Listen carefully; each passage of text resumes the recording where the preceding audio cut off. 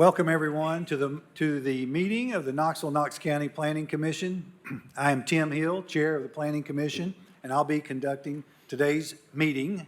Assisting me today is Executive Director of Knox County Planning, Amy Brooks, and Planning Commission Attorney Tasha Blakeney.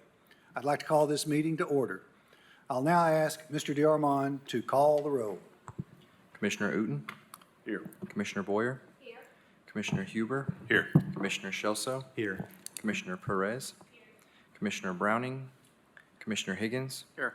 Commissioner Levinson? Here. Commissioner Biggs? Here. Commissioner Barger? Here. Commissioner Adams? Here. Commissioner Smith and Midas are excused. Commissioner Overton? Here. Commissioner Hill? Here. That's 12 present, sir. Thank you, Mr. DeArmond. Participating today are planning commissioners as well as planning staff and various representatives of city and county agencies. The planning commissioners are citizens from the city and county who have been appointed by either the city mayor or county mayor. We receive no salary and volunteer our time as a service to the community. Now a word about how discussion will take place.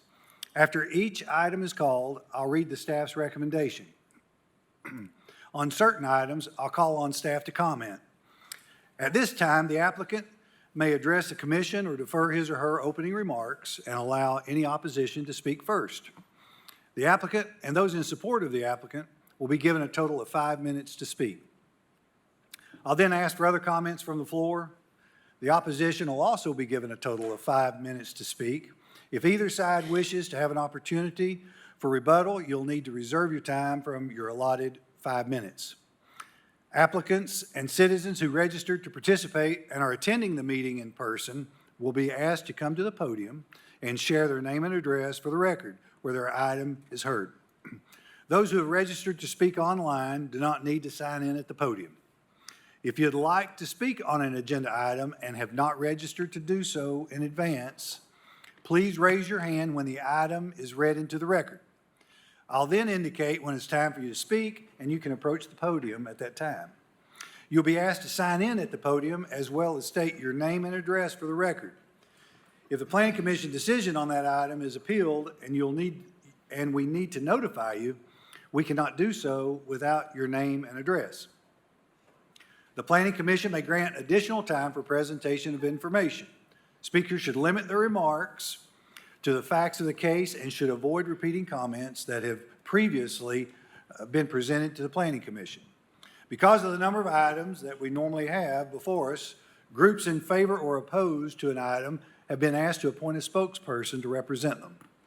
If you have any items that you'd like to make a part of the record, please submit those documents to knoxplanning.org/share.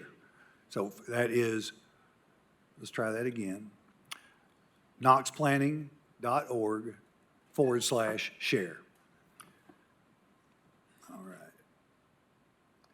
I hope all of you have reviewed the agenda package and planning's website. In addition to the agenda, there's information on the website related to how today's meeting will be conducted, as well as correspondence on individual cases. Many of the items that we vote on require further action to City Council or County Commission. For matters that are forwarded to City Council for final action, the applicant or their representative should be present at the meeting at which the request will be considered.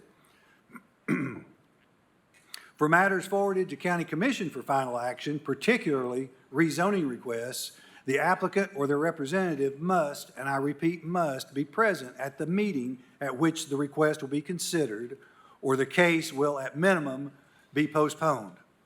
Applicants will be notified of the meeting date. If you have any questions regarding the meeting date or process, please contact planning staff. Today's meeting will be conducted in the order of the agenda. Please stand as you are able as Vice Chair Chris Uten will lead us in the invocation and Pledge of Allegiance. Thank you, Mr. Chair. Bow your heads, please. Our Father, bless this community. Help to ensure the decisions made this afternoon are fair, legal, and in the best interest of the total community. As always, keep us mindful of the needs of others, especially those who are in sorrow, need, sickness, or any other adversity. Amen. I pledge allegiance to the flag of the United States of America and to the republic for which it stands, one nation, under God, indivisible, with liberty and justice for all.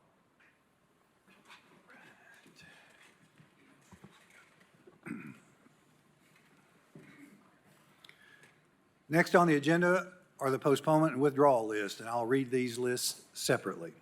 Under automatic postponements until June 13th, 2024, item 34, Monterey Oaks subdivision.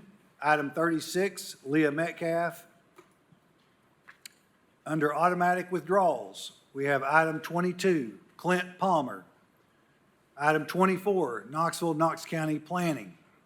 Item 26, final plat of M.A. Parker's Home Place Edition, resub Lot 6. Item 33, re-subdivision of Lot 13 of the plat of E.R. Keller's Edition. Under 30-day postponements, we have item 17, Benjamin C. Mullins. Item 20, Belltown, Phase 3. Item 25, final plat of Lot 190 and 191 of Overbrook Addition, re-subdivision of a portion of Lot 22 of Richmond Heights. Motion to postpone for 30 days as read. Second. Do we have any other requests to postpone? We have a motion and a second. I'm sorry. Could you, for the automatic postponements, what was the first case that you mentioned? That would be 34. Monterey Oaks subdivision, I'm sorry, the number? 34. 34. That, postponements, 30-day postponements. I'm sorry. 30-day postponements? Number 17. Thank you. So we've got 17, 20, and 25 under 30 days. We've got a motion by Vice Chair Uten, seconded by Chairperson Boyer. Seeing no lights, all in favor say aye. Any opposed? Motion carries. Thank you. All right. Under 60-day postponements, we have item 30, Chia Sang Wu. Item 37, City of Knoxville. Item 38, Knoxville, Knox County Planning. Chair will entertain a motion. Motion to postpone for 60 days as read. Second. We have a motion to postpone 60 days as read by Vice Chair Uten, seconded by Commissioner Boyer. Seeing no lights, all in favor say aye. Any opposed? Motion carries. Thank you. Under withdrawals, we have item 9, Masana Investments. Item 11, Masana Investments revised. Motion to withdraw. Second. We have a motion by Vice Chair Uten to withdraw as read, seconded by Commissioner Boyer. All in favor say aye. Any opposed? Motion carries. Thank you. We have no tablings. Items to be removed from the table. We have Knoxville, Knox County Planning on the consideration of amendment to the Knoxville City Code Appendix B to refine the application of the Bill 2 percentages and Bill 2 zones in CG2 and CG3 zoning districts. We have Thunder Mountain Properties. We have 2 Thunder Mountain properties. Chair will entertain a motion. Motion to remove from the table as read. Second. We have a motion to remove from table as read by Vice Chair Uten, seconded by Commissioner Boyer. All in favor say aye. Any opposed? Motion carries. All right. Next on the agenda is the consent list, which is composed of items marked with a C. These items are considered non-controversial and are voted on all at once in order to save time. Items are listed in the order they appear on the agenda. Please listen carefully. Once an item is approved as part of the consent list, there will be no further discussion on it. I'll say that one more time. Once an item is approved as part of the consent list, there will be no further discussion on it. Do we have any recusals? All right. Item 2, approval of May 9, 2024 agenda. Item 3, approval of April 11th, 2024 minutes. Item 6, final plat of Volunteer Ridge, Phase 3. Item 7, final plat of Belltown, Phase 1, Unit 4. Item 8, Brad Anders, Knox County Emergency Communications District. Item 12, Jonathan Harper. Item 13, Masana Investments. Item 14, Jamie Falcon. Item 15, Betty Sewell Taylor. Item 23, Alexis Profit. Item 28, Jimmy Brianis. Item 29, Manuel Cardoza. Item 31, Jason C. Wright. Item 32, Catherine Greer. Item 35, Peter Fesick. Item 39, City of Knoxville. Item 41, Knoxville, Knox County Planning. Are there any requests to remove an item from the consent list? Chair will entertain a motion. Motion to approve the consent list as read. We have a motion by Vice Chair Uten to approve the consent list as read, seconded by Commissioner Boyer. Seeing no lights, all in favor say aye. Any opposed? Motion carries. Thank you. First item on the agenda is item number 5. Commissioner Hill, Yes. before we get into case 5, can I ask a process question about the cases that have been taken off the table? Do we know, once they're off the table, when they get heard? Let's see, there's a minimum 30-day wait, is that right? Correct. They'll be heard, they'll be re-advertised and heard at the next meeting, So the earliest they could be heard would be in June? June. Okay.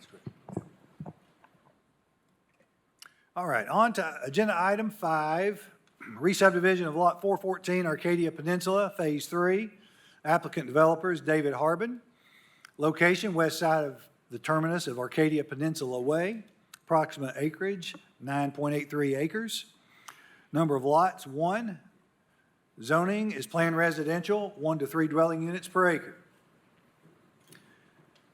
We have, this will require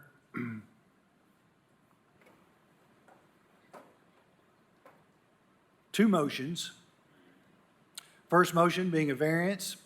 Staff recommendation is to approve the variance for plat approval to increase the deflection angle of the private right-of-way from 10 degrees to 20 degrees at the subject property without providing a horizontal curve, based on the following evidence of hardship, and there are 4 noted items. Motion 2 is to approve the final plat for 1 lot in the PR up to 3 dwelling units per acre. Is the applicant present? Is Mr. Harbin present? Do we have any opposition?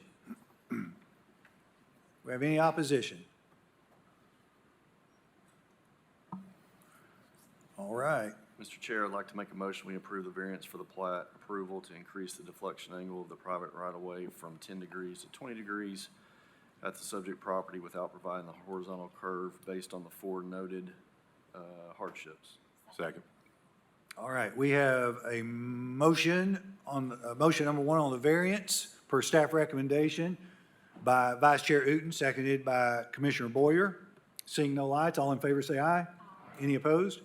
Motion carries. I'd like to make a motion, we approve the final plat for the 1 lot in the PR up to 3 DU per the acre zone. We have a motion number 2 regarding the final plat per staff recommendation to approve by Vice Chair Uten, seconded by Commissioner Boyer. All in favor say aye. Any opposed? Motion carries. On to agenda item number 10.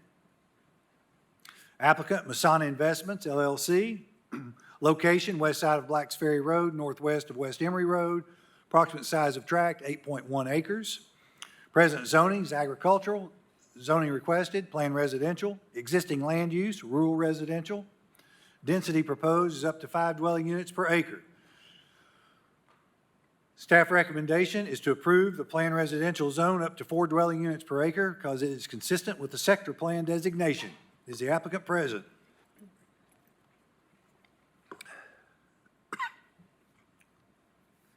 Do we have any opposition? Seeing no opposition, Mr. Davis, would you like to comment? Scott Davis, P.O. Box 11315, Knoxville, Tennessee. I appreciate your time. Request you approve as per staff recommendation. Thank you. Commission? Make a motion that we approve the PR planned residential zone up to the 4 DUs per the acre.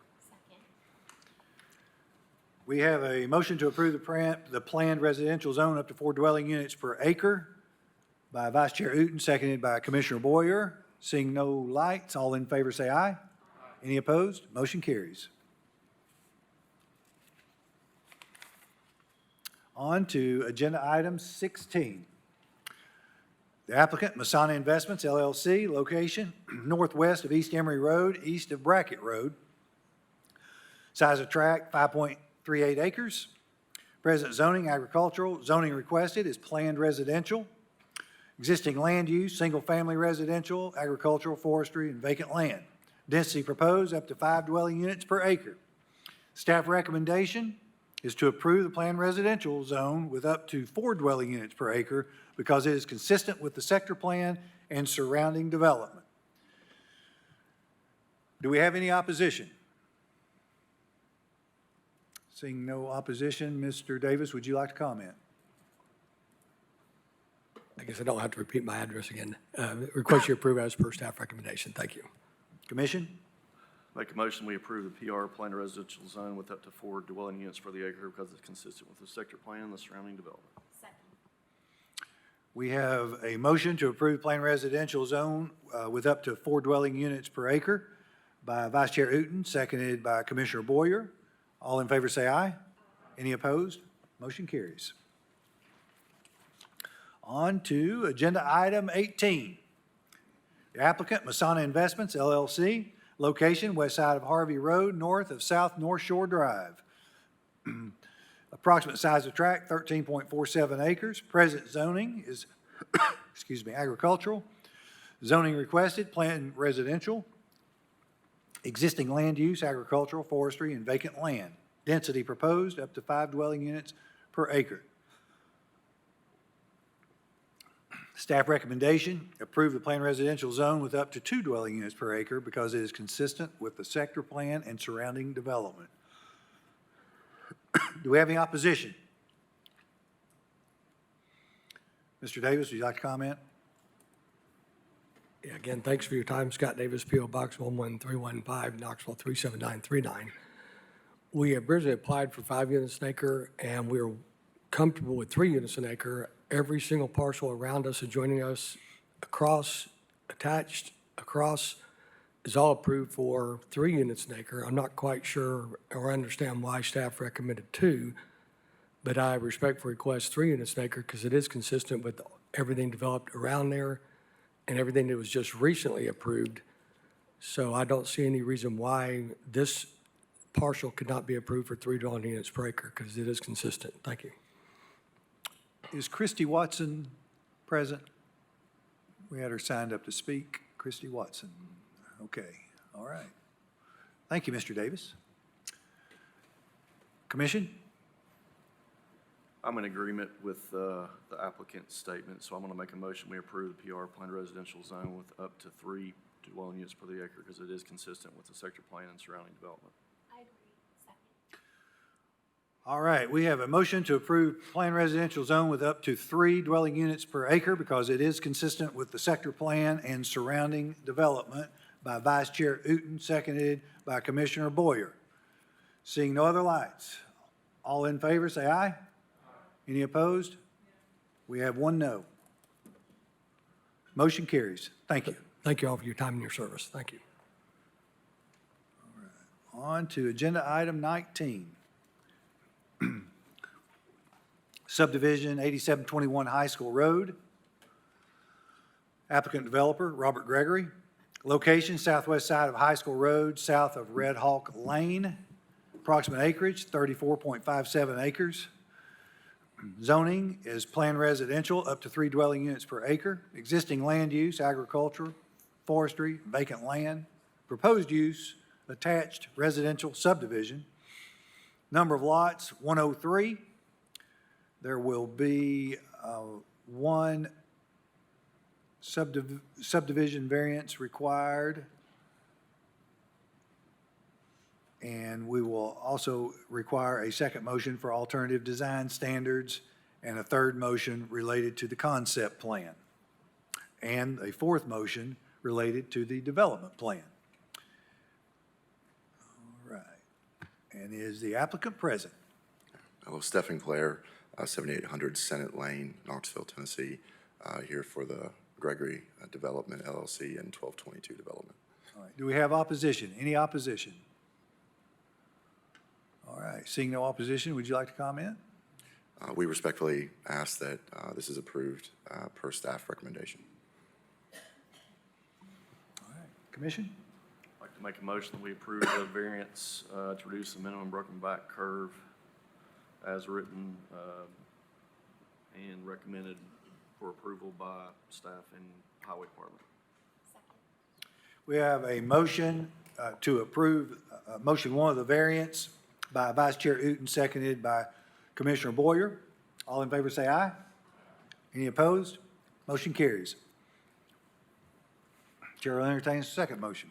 I'd like to make a motion that we approve the design standards, alternative design standards requiring our approval as read 1 through 6.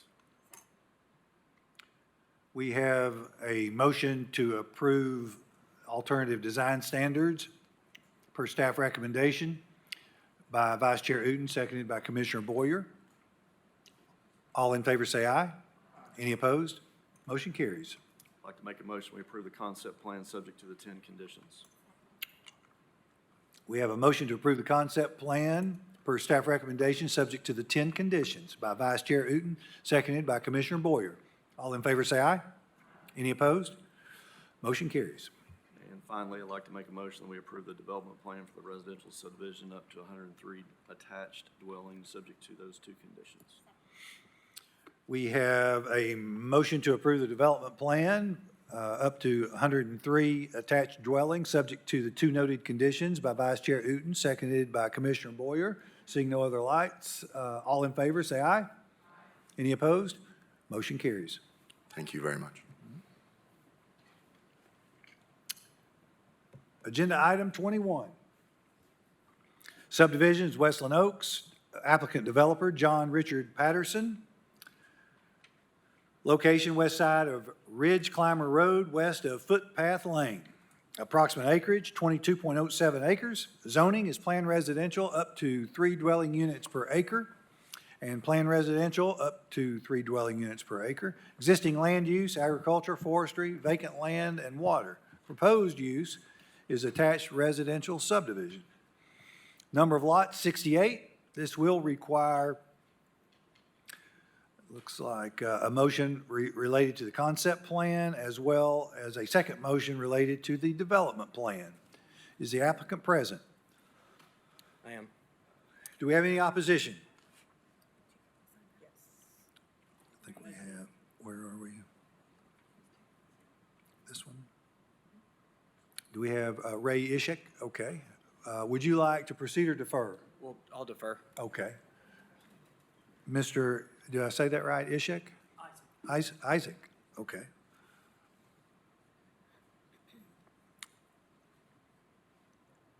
All right, if you'll state your name and address, please. Ray Isaac, 9858 Footpath Lane, Knoxville, Tennessee. All right. Excuse me, I'm speaking on behalf of most of the homeowners. We had a meeting this week at one of the houses, and we opposed this project for 3 serious issues. The first one, the whole subdivision is zoned for single family. And the proposal here for 68 unit violate that zoning from single family to townhomes.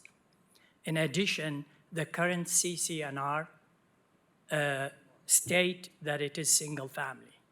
So this project as it is violate that CCNR. And we are puzzled why the homeowners, the HOA company that runs did not take an action, and we're working to transfer the HOA to the homeowners. So the other thing that lacks, there is no current traffic study. The old traffic study was in 2019. If any of you are familiar with Westland and Pellissippi, is a disaster area now. So much traffic, so many cars. Sometime when you leave in the morning or the afternoon, you have to really fight your way through. So we need an updated traffic study to show the current changes from 2019. In addition, the environmental study has not been done also. So I ask you, all your commission, how would you like to go buy a house in a subdivision zoned for single family? Everybody buys it as single family, and suddenly, after 3 or 4 years, you find out somebody wants to build 68 townhome. Can you imagine every townhome will be 2, 3 cars coming out of that? The entrance and exit to this development will be in a very small area between 2 houses. The street in Ridge Climber is really smaller than the typical street. If 2 cars are parked together, nobody else can come through. And many times that happens, we have to call one of the houses to move their cars. So the main issue here, we appreciate the developer when he proposed the single family to start with way back 4 or 5 years ago. But to come in the middle, like in the middle of the game, change the rules and change it from single family to townhome, that did not happen. If the townhome and the single family was planned ahead of time before we purchased the home, we understand that. But everybody in the subdivision are puzzled and outraged, like after 4 or 5 years, somebody comes in and put townhome inside a single family home. I would like to ask any of you, how would you like to go purchase a home in a subdivision as single family, then 4 or 5 years later, you found out the townhome will be in the middle of the street? Thank you, Mr. Isaac. All right, let's see here. Do we have Heath Gim? I think that is remote. He's not on? Okay, all right. Okay, would the applicant like to proceed? John Richard Patterson, Kimley Horner Associates, 4031 Aspen Grove, Franklin, Tennessee. First, I'd like to start with thanking staff for working with us to bring this concept back to the Planning Commission. So Westland Oaks Unit 3 was a 68-unit concept plan that was previously approved with townhomes back in 2020. That expired in 2023, so we are now just here to redo that concept plan. But this time we're coming with more efficient townhomes in the sense that they are smaller. So the disturbance of the property is much less than what it was previously. And then also, because of that, we're able to add off-street parking. So that allows additional parking stalls for each home. I think it comes out to roughly 3 spaces per home. So that would help with parking on the streets. And then to somewhat address the residents' concerns, we've had environmental scientists out on the properties to do studies of wetlands and streams. They've reported their findings to us. We've accounted for those in our plans. We've submitted them to TDEC for review and concurrence. And then as far as the covenants and restrictions, we're not aware of, our research has not led us to be aware that we are part of that, being phase 3. And then to address the traffic,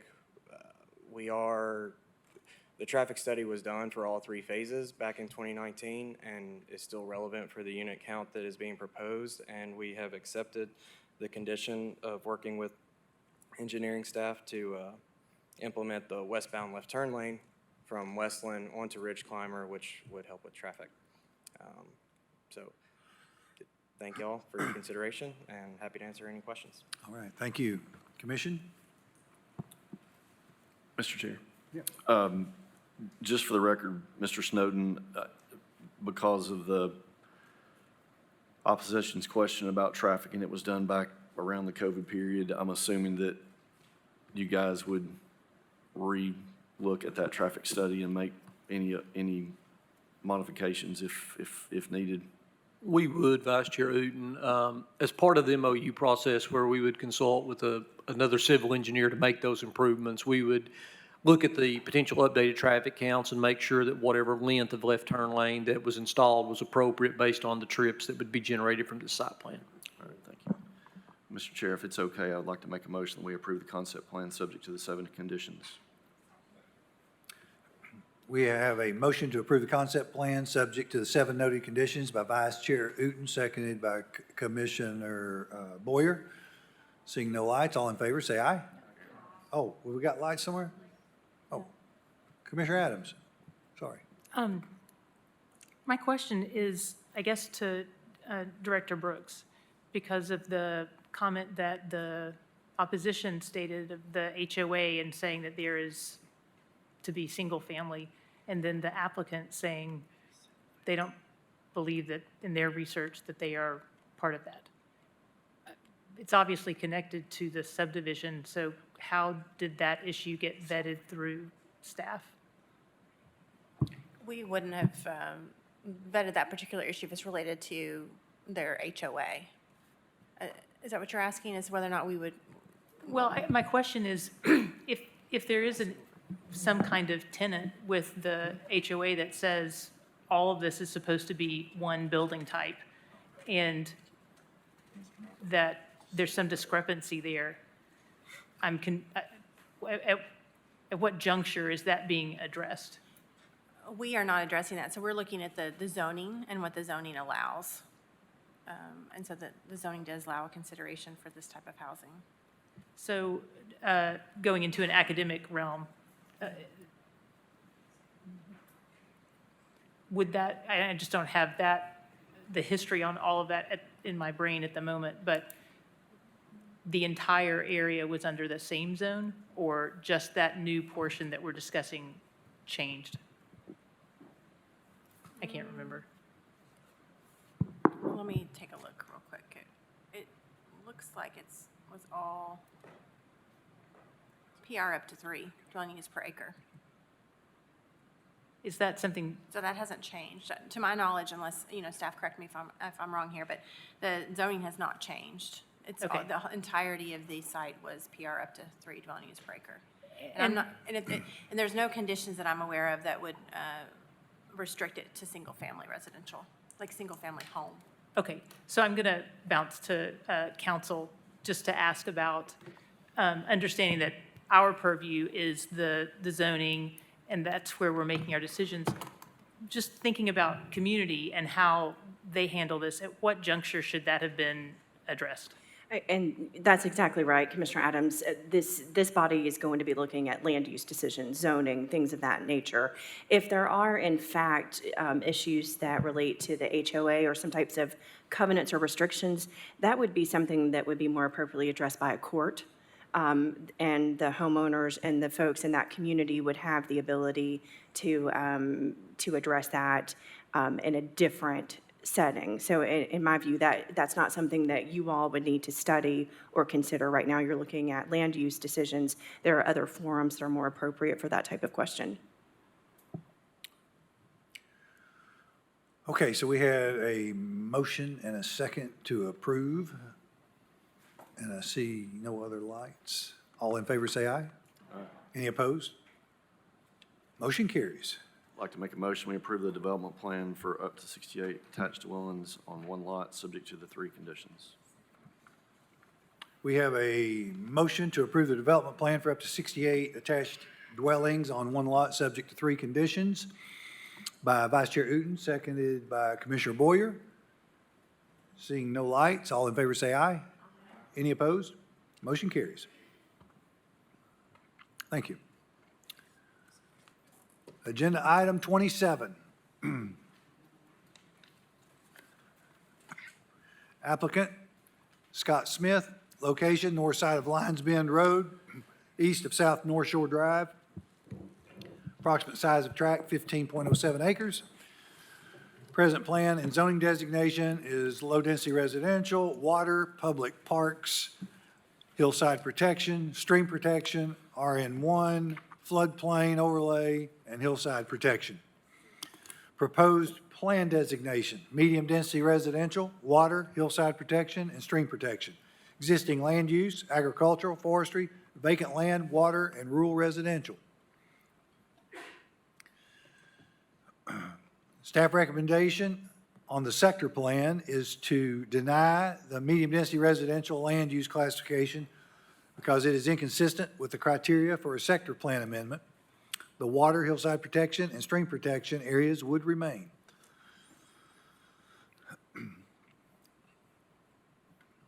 Motion 2 regarding the one-year plan is to deny the one-year plan amendment to MDR land use classification because it's inconsistent with the criteria for a one-year plan amendment. Water, hillside, and stream protection areas would remain. And then finally, motion 3 on the rezoning, deny RN3 district because it is incompatible with surrounding conditions. Floodplain overlay and hillside protection overlay districts would remain. The applicant is standing before us. Do we have any opposition? Okay, we have opposition, and bear with me just a minute here.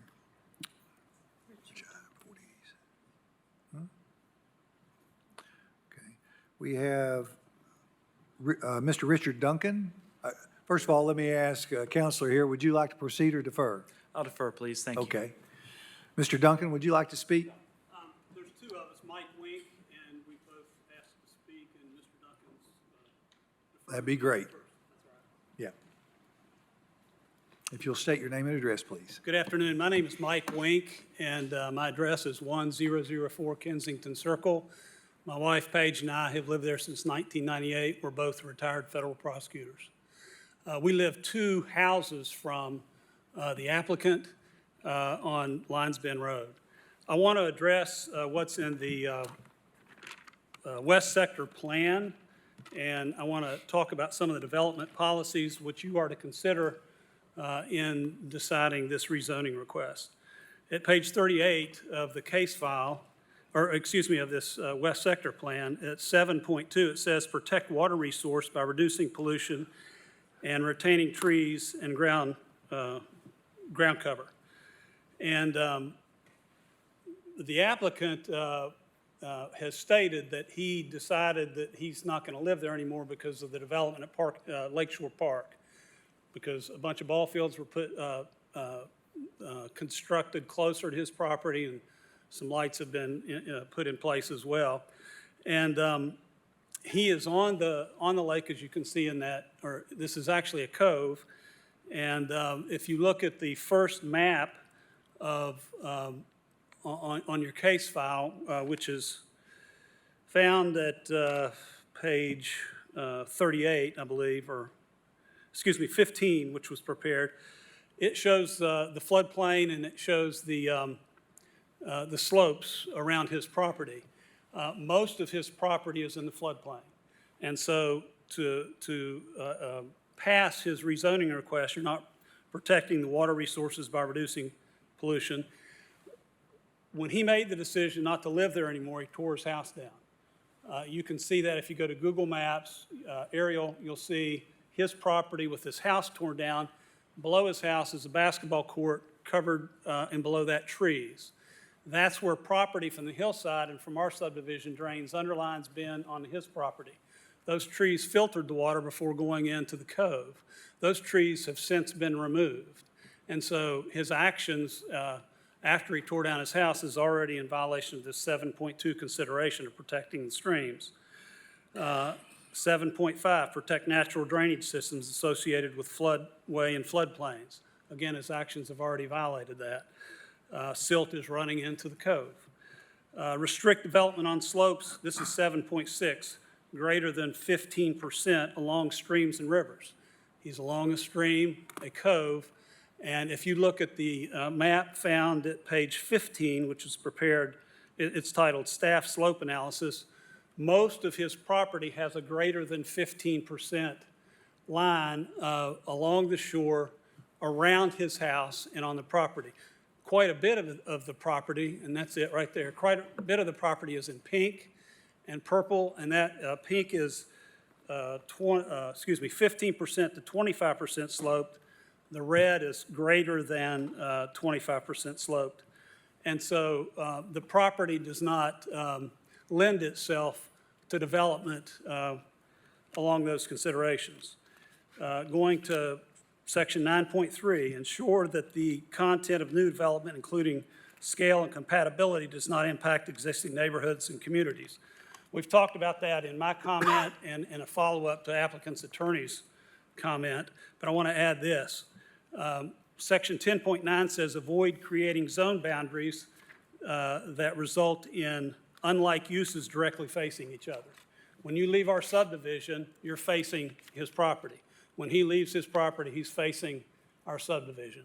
And as I've said in the last comment, his property is intimately attached to our subdivision, both by sound and visual. And so when we leave our subdivision, and this is the main entrance and exit on Lions Bend Road, we're facing what he wants to do.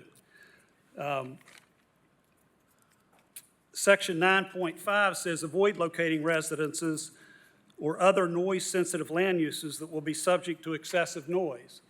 That's the reason he left. It says avoid locating residences that will be subject to excessive noise.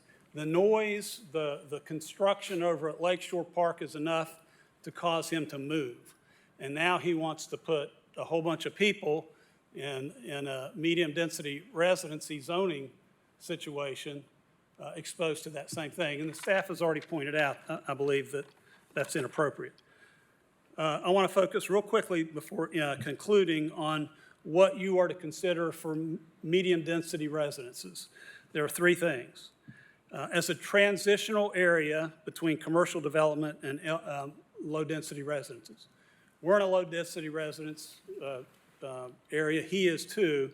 If this is converted to medium-density residence, there's no transition to any commercial property nearby.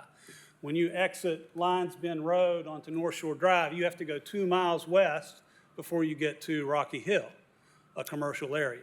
If you exit right, you have to go 1 mile before you get to Kingston Pike, a commercial area. This is not a transition area. Mr. Wink, if you could wrap up, please. Your time is up. Okay.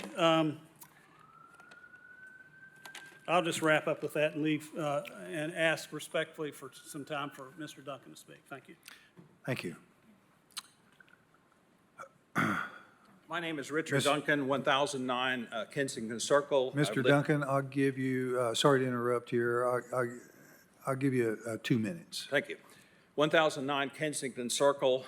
Lived there with my wife for 30 years. I'm a retired attorney. She is a retired owner of Greenway School. The traffic is designated as E. It's only gotten worse. It's gotten quite bad in the last 5 years.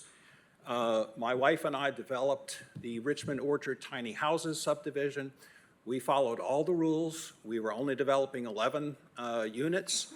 And we worked with the staff, and we also were advised by the staff to meet with our neighbors, which we did. We have not had such a meeting with Mr. Smith, probably for obvious reasons. It tells me what I need to know about what kind of development this will be and what kind of neighbor that we could expect. This is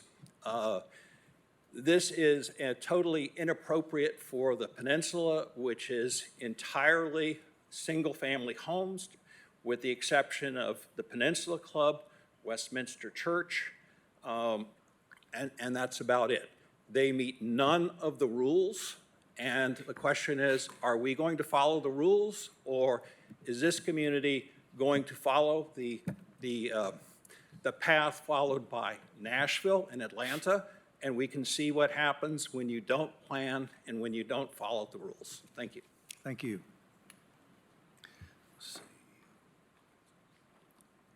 Is Miss Ashley Williams here? Ashley Williams? He had intended to speak. I just got an email that he had a medical issue, and I think he's being transported. Okay, thank you. Hope he's well, gets well. Councilor Mullins. Thank you. Ben Mullins, 550 West Main Street, here for the applicant. I wanted to briefly address a couple of comments. This was postponed from last week in part because Mr. Smith was trying to talk to Mr. Williams and try to get something set up, and they weren't able to get a neighborhood meeting set up with Mr. Williams trying to coordinate that. But it was postponed in part to be able to do something like that. This property is pretty unique in this area. It is really kind of isolated in and of itself as far as where it's located. Across North Shore Drive, there is RN5 zoning. It is across from Lakeshore Park. And then you get into the county and you have those older subdivisions that are still zoned in the A zone. But then you also have industrial zoning there across the cove as well, which is a KUB facility, I believe. So it's really kind of its own isolated residential node at this location. And they didn't mention in the neighborhood comments, but even in the petition that was signed, they keep talking about this can be 72 townhomes, and that's just not the case. It could not be done if we wanted to do that. The density is a function in the city of the dimensional and design standards and other environmental constraints. And they've talked a lot about the environmental constraints. If you were to take the 5 acres that are above the summer pool line, 813, and then you apply it without considering anything else, that number comes to 72 units. But that is assuming, and then Mr. I think Frey actually outlined all the different considerations during the agenda review. You know, that's assuming you can build within the 60-foot riparian buffer zone from that 813, which requires special permission from city engineering. That's assuming you could actually build within the flowage easement, that's the 822 contour line, which requires a TVA approval and a no-rise study. And if you've ever been involved in a no-rise study, you know that's kind of difficult to meet. And also, and then the floodplain with the city, you know, you can do this, but you have to elevate it to 1 foot above the 500-foot plane. Then you're not even considering the property that you'll have to back out from that consideration for internal infrastructure, stormwater drainage, the driveways, the parking areas, the buffer zones, all of that, the slope protection areas as well, all of that would have to be backed out. So you're really looking at a very small envelope that could actually be developed into anything. And this isn't, maybe at best, 1 or 2 acres could be developed. So this isn't really an issue of 72 townhomes, it's an issue of the type of housing that the zoning would allow. And being this close to an amenity like the park, this would be a nice location for a small kind of pocket townhome development that would want to be close to the amenities that are across the cove. Instead of being a 10, 20, 30-minute drive from Lake Shore Park, it would be a 1 to 2 minute drive. It'd be wonderful if we could work something out with KUB to have some pedestrian access across the bridge because it does connect to their greenway system, but that's not something that's available right now. So it's really about housing type, and the housing type, you know, a townhome development is similar in size and scale and scope to single-family residential, except they're attached. That's the only difference. The concerns that the neighbors raised about runoff and the environmental constraints, that's going to be a concern, and traffic, that's going to be a concern with any type of development that goes into this location, whether it's single-family residential or anything else. As far as density, I think there was a comment we should only do 1 unit an acre. We don't really set density in the city, but with the RN zone, with single-family residential, the density technically could allow 4.3 units an acre, even in the RN1 zone for single-family. So we're really looking at trying to do a respectful townhome development that would take advantage of those amenities. Now, Mr. Smith did live there, and he did remove his house. I think he took down a couple of dead trees that were in that area. It's not like he just clear-cut everything when he did that. And, you know, he did have some concerns about the ball fields moving closer and the lights. He attended all the meetings when Lake Shore was talking about improving and kind of orienting many of the amenities they offer. And, you know, we looked at the lighting plans and how they were going to direct it away from his home. But he decided, well, you know, that's great. I don't have any small kids. I would rather look at this maybe as something I could develop and I could live somewhere else. You know, and that's certainly his prerogative, but that doesn't mean now it's, because of his subjective decision, it's unfit for any type of development. In fact, there's I think a very big market for, kind of a smaller mid-form housing in this area, which speaks to the changing conditions. I mean, we know that population increase is a changing condition in this area. We know that the need for diversity of housing stock and middle-form housing is something that the city has been trying to find ways to encourage, and that is a changing condition in this area. And just being this close to the amenities of Lakeshore Park and the reinvestment they recently did in the last few years in improving the amenities in Lakeshore Park, that is also a changing condition in this area. I think Lake Shore is a crown jewel park for both the city and Knox County, and there would be a substantial market for people that would like to live close to there. So, it is a challenging site. By changing the zoning, you don't affect the environment, you don't affect the water pollution, you don't affect the traffic one way. All it does is give us an opportunity to design something that would make sense. And townhome developments in the RN3 is a special use application, which means it would come back to planning staff, it would come back to city engineering, it would come back to this body to review and consider all of those concerns. And there would be opportunities at that time to study the traffic, to study potential environmental issues, and through that process, follow the rules and see if it can be corrected or mitigated in some way. So with all of that, I respectfully ask that you consider the changing conditions and would approve the sector plan amendment to MDR, which is consistent with the RN5 that's just right across North Shore Drive from this property, and also approve the zoning to RN3 to allow us to really put some thought into a respectful townhome development. Thank you very much. Thank you. Commission?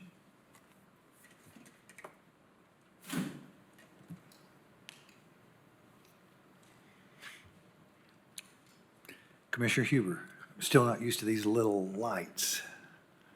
I think Commissioner Shelton's light was on before mine, and I'll let him. All right, yeah. So this one, I think, I've kind of gone back and forth. Lake Shore Park being right there, I think it can make sense to allow some higher density near parks. I think that's generally a goal of our community.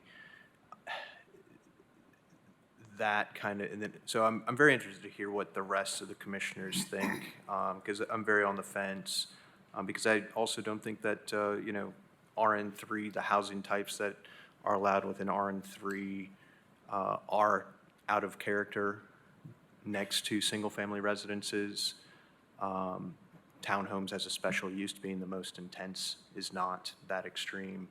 I do wish that City Council would have approved RN3 as allowed within LDR, because then we wouldn't need a one-year plan or sector plan amendment. But I also sort of wonder, perhaps if others are interested, the applicant could respond on why the entire property is being rezoned if only a portion of it is potentially going to be usable and buildable. In my mind, it could make sense to just rezone, or it would make sense theoretically to rezone part of it as sort of a gesture of, this is somewhat of a buffer. Would the applicant care to respond? I hadn't been asked to consider that question before, Commissioner Shelso, so you kind of put me on the spot. I think with the all of the development considerations and environmental considerations for this property, really 6 one way, half dozen other, doesn't really make a difference. So you can only do so much once you start to do the design aspects of it. And so trying to project and draw that line, not knowing whether you can do it and all the engineering, you're kind of feeling around in the dark on that. I do appreciate it would be a gesture, but you would really have to do some architectural and engineering to figure out what you could or couldn't do and where that appropriate line may be. But the good thing is it's going to come back to this body for review regardless. Yeah, and thank you, Counselor. I think that the fact that it is, on the water, within floodways, in my mind, that's kind of really the hesitation to me to rezone the entire property, given the sensitive area kind of ecologically. So those are kind of my thoughts, and like I said, I'm interested to hear what other commissioners have to say. All right. Commissioner Huber. Thank you, Chairman Hill. Yeah, and I have some of the same feelings in general, and certainly respectfully with Mr. Wink and Mr. Duncan. It is a different housing type that they're talking about, but I'm like Commissioner Shelso, I don't really feel like it's a stretch to go to something attached versus detached. I mean, you've got some nice large lots in that subdivision, but one thing I did notice in our new growth policy plan, it actually has the entire subdivision over in Westminster and in that area as the urban growth boundary, which, I think that speaks a little bit to versus planned growth. I think with the right road infrastructure, that is the plan, or they would like to encourage higher density in that area.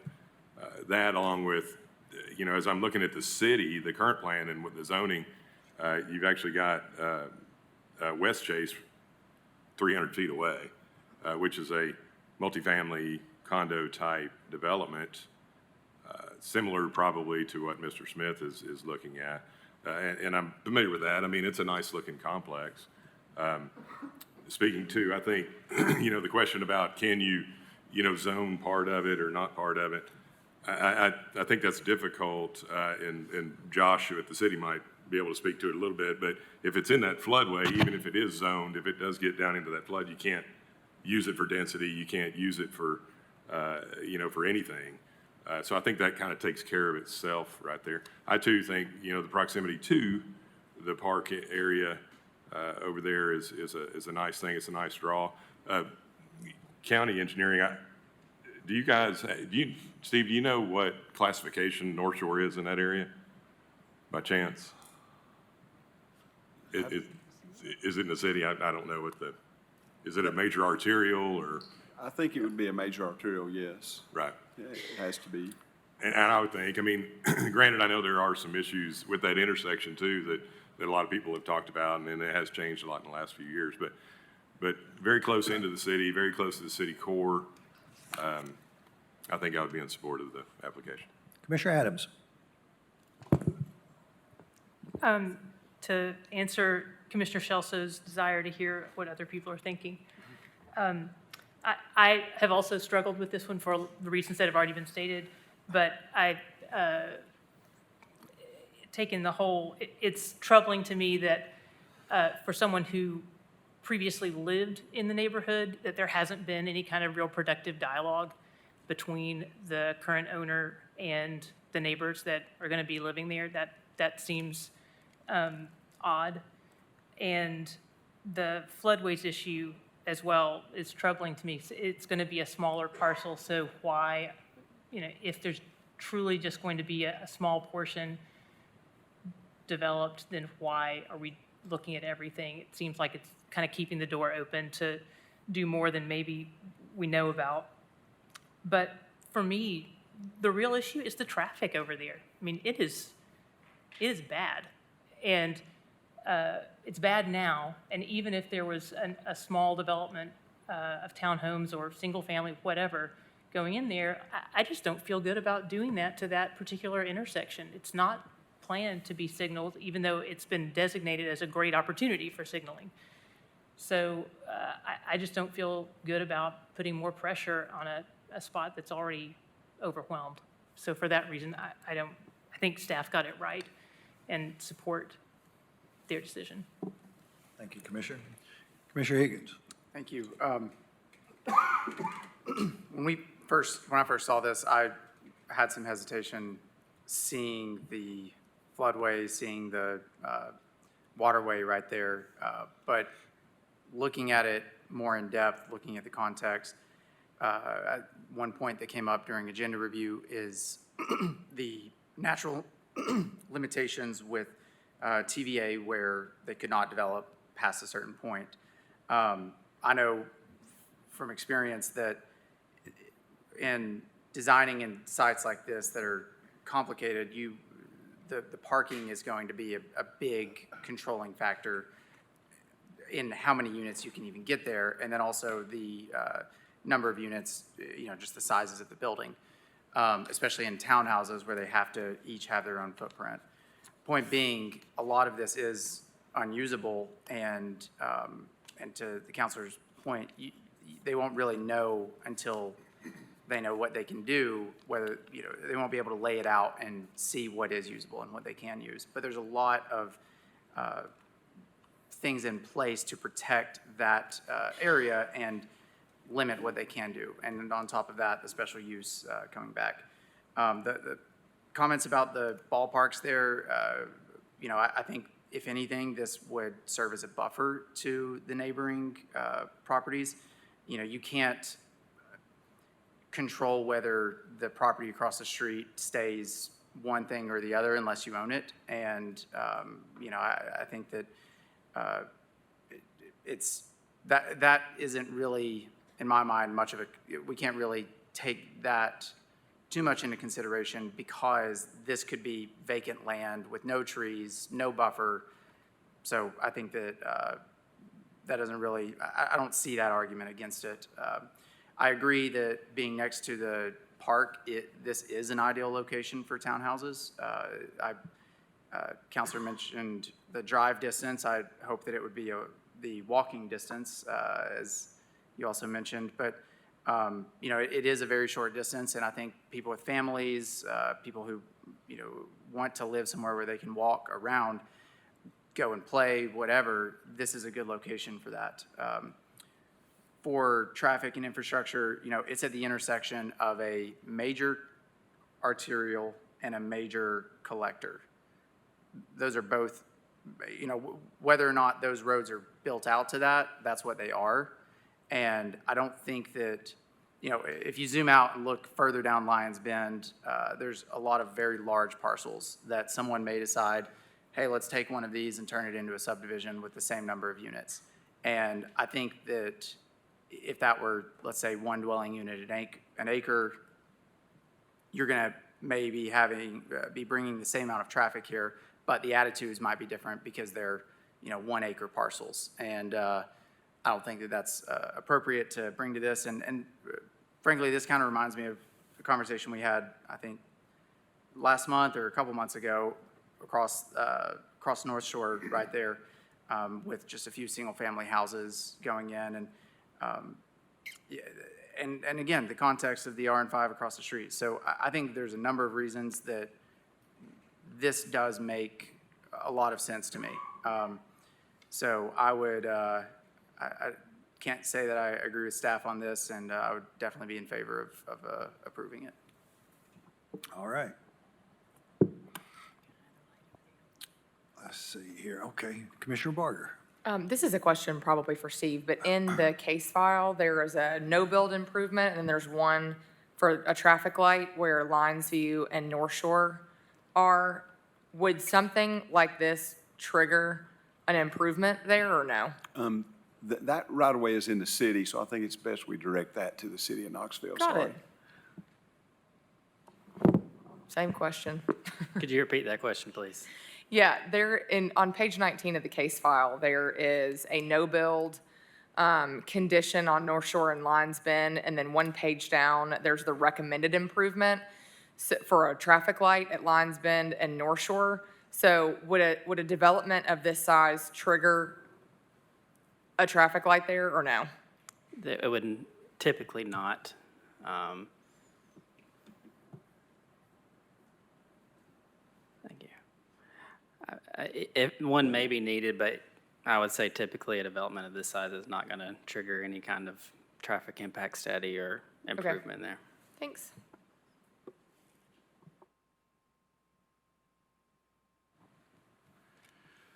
Chair will entertain a motion. I'd like to make a motion to approve the medium-density residential land use classification because it is consistent with the area, given that there's medium-density RN5 within a few hundred feet of the property. The water, hillside protection, and stream protection areas would remain.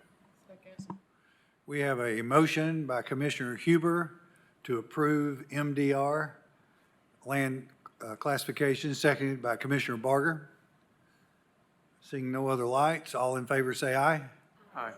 Any opposed? We have one no, is that right? One no, okay. One no, Mr. D'Armond. I'd like to make a motion to approve the one-year plan amendment to medium-density residential land use classification because it is consistent with the criteria for a one-year planned amendment. Again, given that it is in close proximity to new ball fields that have been newly created at the park across the street, as well as the close proximity to other medium-density residential. The water, hillside protection, and stream protection areas would remain. Okay. We have a motion to approve the one-year plan amendment to MDR land use classification because it is consistent with the criteria for a one-year plan amendment for the cited reasons that Commissioner Huber gave, seconded by Commissioner Barger. All in favor say aye. Any opposed? No. We have one no, Mr. Diarmond. I'd like to make a motion to approve the RN3 General Residential District because it is compatible with surrounding conditions. The F floodplain hillside protection districts will remain. We have a motion by Commissioner Huber, seconded by Commissioner Barger, to approve RN3 district because it is compatible with surrounding conditions based on the noted comments by Commissioner Huber. All in favor say aye. Any opposed? Motion carries. Thank you. All right. On to our last agenda item. This relates to the presentation of a slate of planning commissioner officers for the 2024-2025 term. I want to thank Committee Chair Rich Levinson, Commissioner Shelso, and Commissioner Boyer for participating. At this time, I'll turn it over to Committee Chair Levinson. Yes, the committee came up with 2 nominations.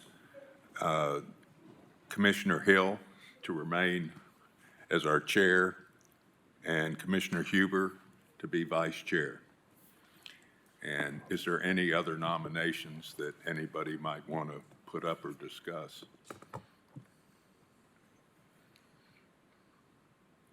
Can I have a motion to approve? All right, all in favor say aye. Opposed? Congratulations. Or maybe. Then we'll vote, we'll vote, so we've approved that slate, and then we'll vote on them in June. Okay. And, did you get the second? Okay, who was the second on that? Who seconded that motion? Nancy. Who seconded the motion? Okay. Commissioner Perez. And at 2:38, we are adjourned. Hallelujah.